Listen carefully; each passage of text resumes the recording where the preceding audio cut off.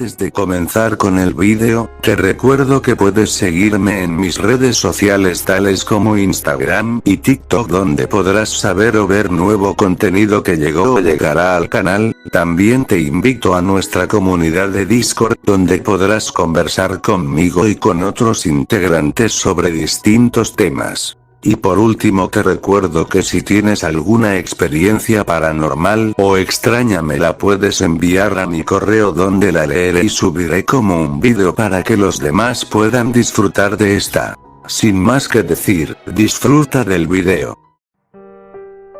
El 25 de marzo a las 14:57 hora de Greenwich, el mundo se detuvo por 27 minutos y 54 segundos. No hubo sacudida repentina, nadie se quedó inconsciente, no hubo una ida a negros y de regreso.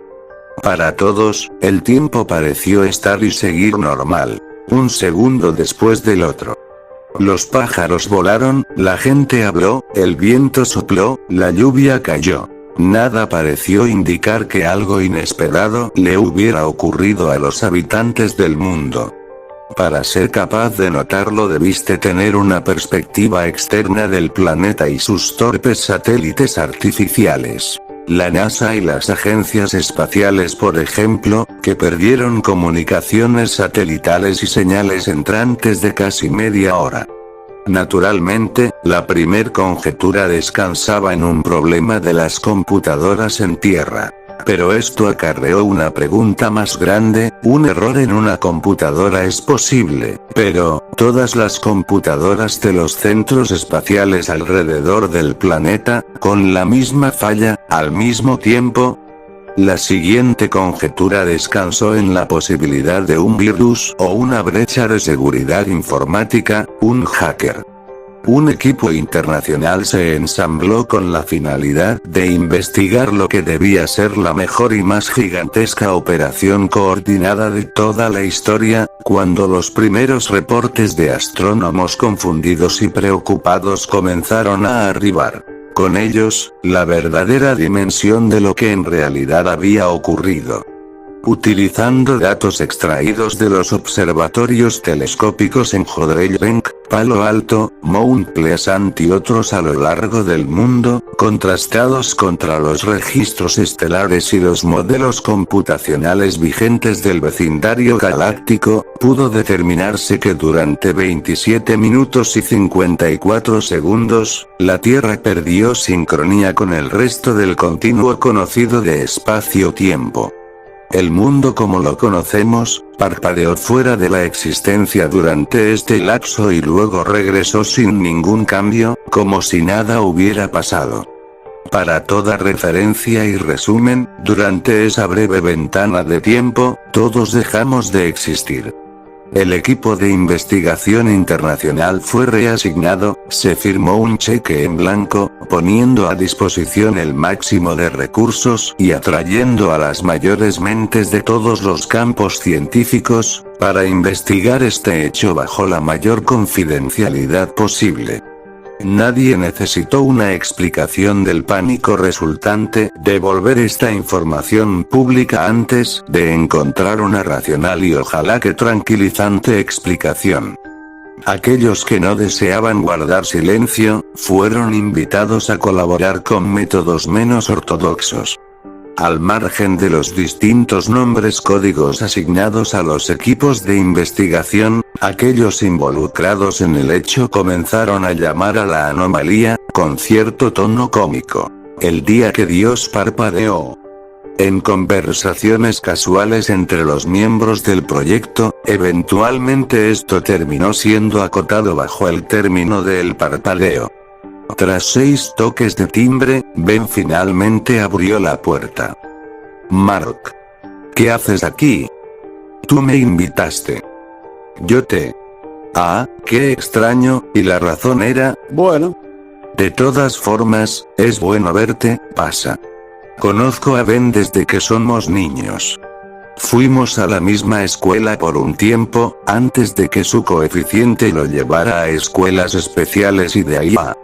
Bueno, a esto. Nos mantuvimos en contacto, de todas formas. Sus padres pensaron, y pensaron bien, que Ben necesitaría de algún lazo con el mundo real y apoyaron nuestra amistad, permitiendo que nos quedáramos en casa del otro y que saliéramos de viaje juntos, previniendo que las habilidades sociales de Ben se atrofiaran por completo, como suele ser el caso con los niños genio, y produciendo a este tipo amnésico y distraído, que al menos es capaz de funcionar socialmente a un nivel aceptable. Los dos terminamos en servicios informáticos, por supuesto, a niveles bastante distantes. Yo tomé el camino del soporte técnico, casi siempre manteniendo sistemas de bases de datos para un grupo de pequeñas compañías independientes. Aburrido, sí, pero bien pagado, al punto que me permitía viajar. Él, por otro lado, trabajó de manera independiente, prefiriendo trabajar siempre desde su fortaleza de la soledad, como él mismo la llama, refiriéndose a sí mismo como un asesor experto. Su trabajo siempre fue mucho más variado y complejo. Aunque nunca ha admitido abiertamente que suele hackear, cuenta con el suficiente conocimiento técnico y la experiencia. Ha sido empleado de Google, ha trabajado para Microsoft y para IBM. Cuando han necesitado que alguien pruebe los nuevos e impenetrables sistemas de seguridad. Y cuando han necesitado rastrear a alguien que encontró una grieta en sus impenetrables sistemas de seguridad. Prefería la última variable, le gustaba la intriga de la persecución y la paga era mucho mejor. Lo que era menos conocido era el trabajo que solía hacer fuera de registro, para entidades como el Departamento de Defensa y la NSA.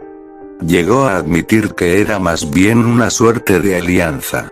Por un lado echaban mano de su inteligencia y su capacidad, por el otro, se mantenían al tanto de su inteligencia y su capacidad. No le preocupaba mucho, como me llegó a explicar un día. Se quedan contentos teniendo a la mano dónde estoy y qué estoy haciendo. Al menos lo que ellos creen que estoy haciendo. Al final de la confesión, sonreiría y me pasaría una hoja impresa con el último correo decodificado que había interceptado. No hacía nada más con las cosas que encontraba, lo hacía solo por el goce del reto. Siendo honesto, es difícil describir quién es Ben y cuáles son sus motivaciones, de un momento a otro. Desde mi punto de vista, simplemente acepté sus excentricidades, llegando a la conclusión general de que su vida estaba compuesta por un patrón complejo de pulsiones e ideas, entretejidas en una secuencia que siempre podía resultar genial o por completo lunática. Pensaba, por ejemplo, que cada vez que alguien decía la palabra abracadabra, un ángel perdía sus alas, o que el virus del resfriado existía como una enorme mente de colmena que evadía la detección de sus elementos al cambiar constantemente de huésped. Loca y extraña mierda, como esa. La mitad del tiempo estaba bromeando. Para el resto de sus ideas, solo confiaba en que contaría con el suficiente sentido común para no ser muy compartido con sus hipótesis. Luego, estaban las veces en que hacía o decía cosas que terminaban en el polo opuesto. Cuando terminaba teniendo una razón perturbadora y absoluta. En esas ocasiones, solía hablar con una lucidez que parecía llevarlo muy lejos del resto de la escoria que nuestra especie suele ser. Más allá de sus certezas y sus creencias, hasta tocar una verdad universal que todos deberíamos conocer. Todo lo que puedo hacer en esos casos, es maravillarme de que alguien con un caleidoscopio como ese por cerebro, capaz de sostener tal torbellino de pensamientos contradictorios, pudiera procesar todos los elementos y producir una gigantesca luz capaz de cambiarlo todo. Luego, se desviaría para acusar a sus vecinos de ser agentes de la CIA, probando neurotoxinas en los gatos del barrio. Siempre voy cuando me llama. Sin importar sus teorías y sus hábitos, era de verdad una conversación para experimentarse. Además, su colección de películas descargadas era algo para contemplarse. Además, era mi amigo.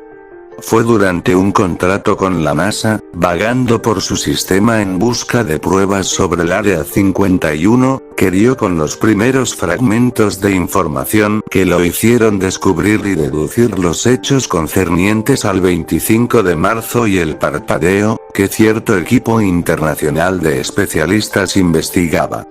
Siendo su único amigo, decidió contármelo todo respecto a esta conspiración, básicamente para presumir sus capacidades, de ahí la invitación. Mientras hablaba, parecía importarle una mierda cómo mi cara se volvía cada vez más y más incrédula. Describió lo que las agencias espaciales y los astrónomos habían descubierto y cómo el equipo estaba ahora investigando lo que había pasado. Físicos, teóricos cuánticos, matemáticos, todo el espectro de la ciencia, todo, enfocado en este solo problema y las preguntas asociadas al mismo. ¿Qué había pasado? ¿Por qué había pasado? Y mucho más importante, si era posible que pasara de nuevo y si sí, ¿cuáles eran las posibilidades de que se volviera permanente? Me contó también, de cómo astrónomos amateur que habían notado la anomalía eran invitados al equipo, tratados como locos e incluso desaparecidos. Su mayor miedo descansaba en una reacción de pánico general, o que alguna religión se involucrara y los muchos posibles genocidios en consecuencia. No hay nada más desconcertante que no ser capaz de confiar en tu realidad. Hemos crecido en un mundo donde está bien desconfiar de tu gobierno, de tus empleados, incluso de tu familia, pero, ¿de tu mera existencia? Caos inminente. Entidades como el CERN han sido puestas en un protocolo de hiato permanente.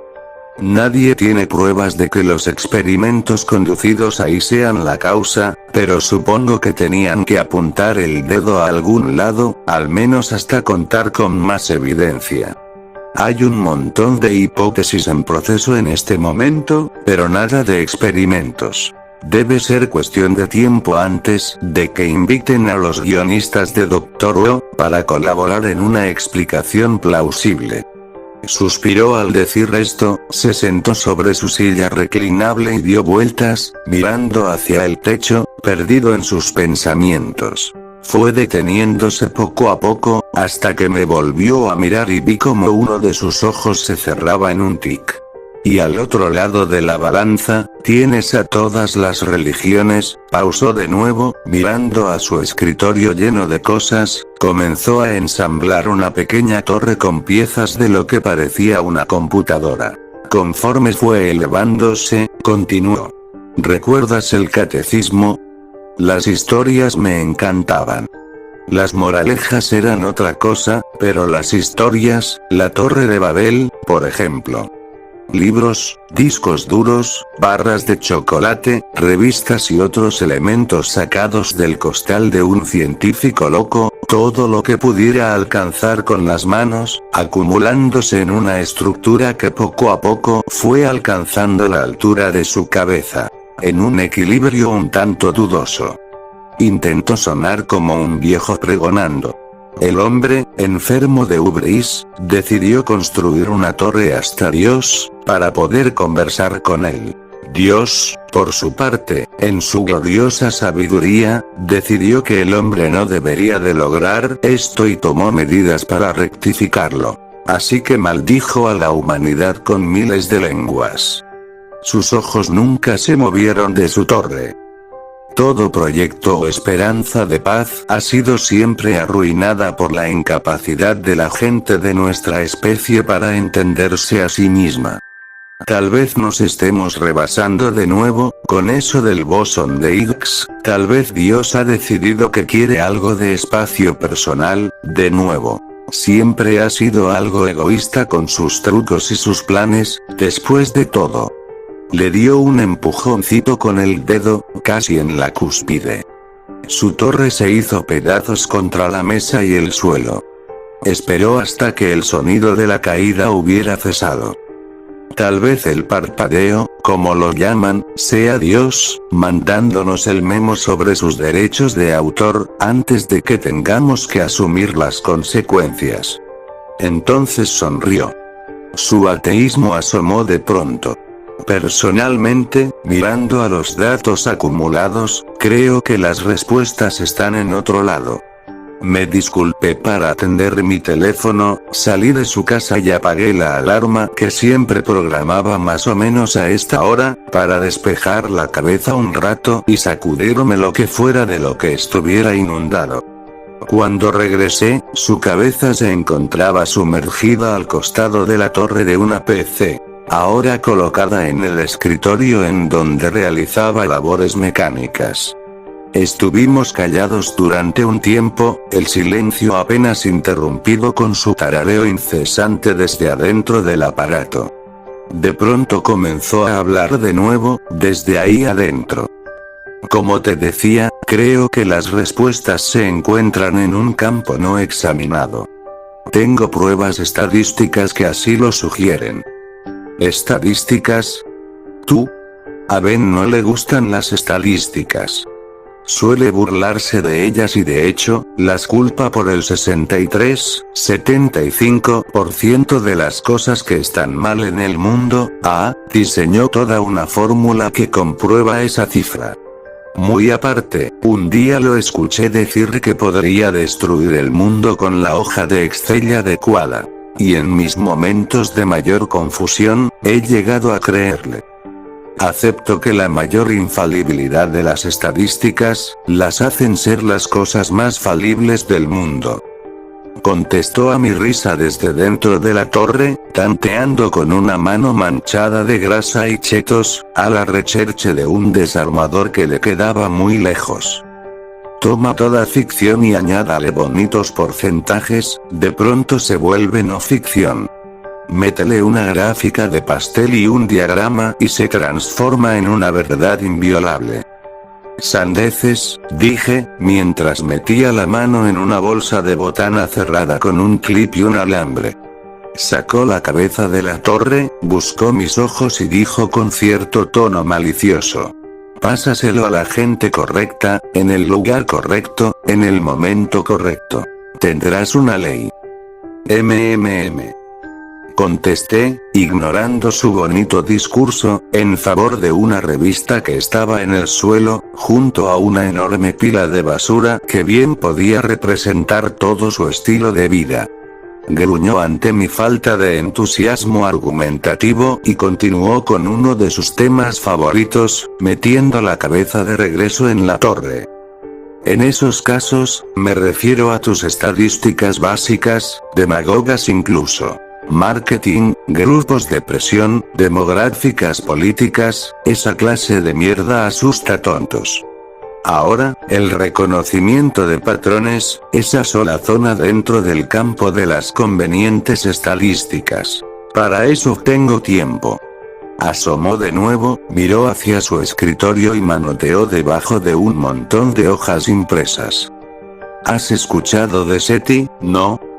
Pausa, si vamos a territorio alien, puede besarme el culo, colega. Me dio un vistazo molesto y en respuesta levanté las manos como si me estuvieran asaltando. Disculpe, por favor continúe, iluminado. Gracias. SETI, la búsqueda de vida extraterrestre, tiene, entre sus muchos trabajos, analizar las señales rebotando de aquí para allá en nuestro vecindario galáctico. De las que han extraído, 0 gramos de pruebas concluyentes respecto a vida inteligente. ¿Qué tal si han estado buscando los patrones equivocados? ¿Qué tal si puedes analizar todo ese conjunto de señales al azar de otra forma? ¿Qué tal si hay un patrón, pero está distribuido en un periodo de tiempo tan grande, que simplemente no hay manera de reconocerlo como tal? Ja. Triunfante, su mano extrae un bloc de post-its, de junto a una pila de libros, regando estos últimos a lo largo de su escritorio. Saca una pluma del bolsillo lateral de su pantalón, escribe pendiente en el post-it superior y deja el papelito sobre la torre en la que tiene miles de años trabajando. Me mira con una enorme sonrisa de satisfacción. ¿Has estado viendo el History Channel de nuevo, verdad? Su rostro demostró cierto aire de indignación. Me da la espalda y va derecho a cerrar una guía de televisión que tiene sobre otro escritorio. ¿Qué tal si te digo que he escrito mi propio algoritmo de reconocimiento de patrones? ¿Qué tal si te digo que he encontrado un mensaje en los datos recolectados por SETI? Sandeces. Dije, intentando detener mi boca abierta, de pronto menos seguro de mí mismo, un poco más sacudido por la dirección que esto comenzaba a tomar. Bueno, no fue fácil. Falsa modestia, y tengo que agradecer, entre otros, a Lanza, aunque puede ser que si descubren que he estado corriendo este algoritmo en segundo plano dentro de su supercomputadora, tenga que desaparecer abruptamente, o disculparme, uno nunca sabe con esos tipos. Ven. El mensaje. Me puse de pie. Ah. Sí. El mensaje. Miró hacia todos lados, buscando algún recurso con que evadirme. Mis dudas volvieron enseguida.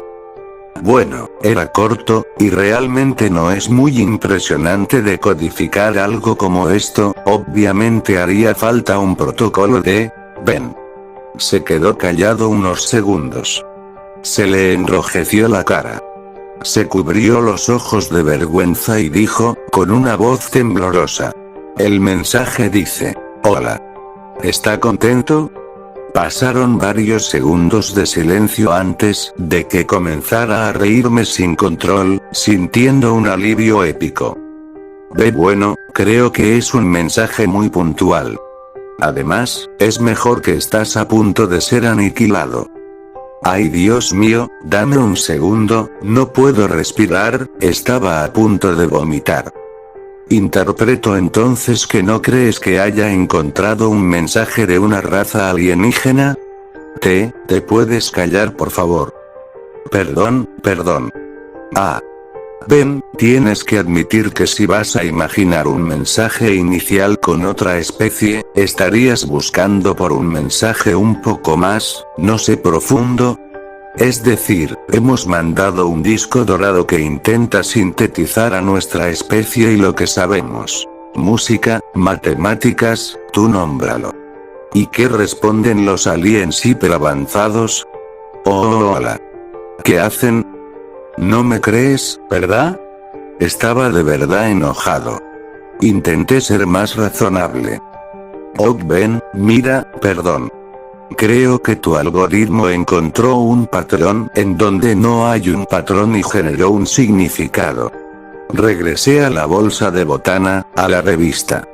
Me miró, de pie, sin moverme unos instantes, luego fue a tirarse en otra silla reclinable, detrás de otro escritorio, lleno con laptops en distintos estados de deconstrucción, conectadas por una red de cables que, de hecho, se veían lindos.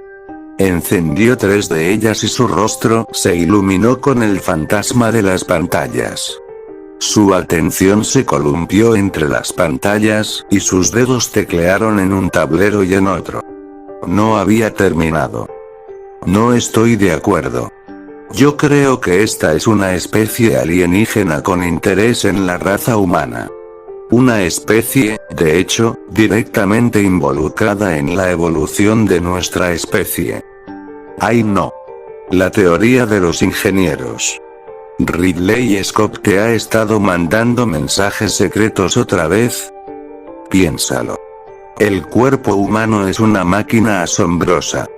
Se regula a sí misma, se cura a sí misma y tiene la habilidad de duplicarse por medio de la cópula. Creí que solo creías en cosas que has experimentado de primera mano.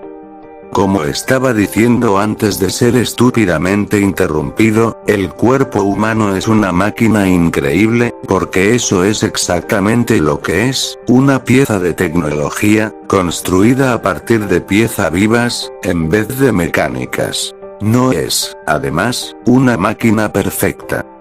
Eso significa, tiene sus propias defensas contra enfermedades, es capaz de curar heridas y ocasionalmente, el diseño hace cosas no calculadas, sobrereacciona a ciertos estímulos, algo en su código no es del todo correcto. Eso significa, cáncer, por supuesto. ¿Eh? Esta sería otra de esas extrañas conversaciones con Ben, sin embargo, la palabra cáncer siempre me pone mal. He visto mucho de sus efectos en amigos y familiares para sentir adversidad a la mera palabra. Ben, ignorante de mi incomodidad, continuó. El cáncer es esta máquina realizando actos no esperados, creando células donde no necesita. No es un ataque externo, sino una falla interna en su sistema. Un error, nada más. Tenemos, de hecho, errores de diseño y si nuestro Dios o nuestros dioses son supuestamente infalibles, entonces la lógica dicta que no fuimos construidos por un ser así, sino por seres un poco más falibles. Deberíamos hacer algo para corregir estos errores. Hacer un reporte de servicio, si así me entiendes. ¿Qué hiciste? Pues, mandar un mensaje diciéndoles eso, claro. No he visto a Ben en 6 meses. El trabajo me ha mantenido ocupado en Londres y él no es de los que textea o atiende llamadas telefónicas solo para platicar. Un día, me llama de nuevo y yo tengo tiempo. Para este momento, algo de la información sobre el parpadeo se ha comenzado a filtrar a internet, incluso en algunos de los sitios y agencias de noticias de mayor seriedad a nivel global. La más de la gente lo ve como otra teoría de conspiración.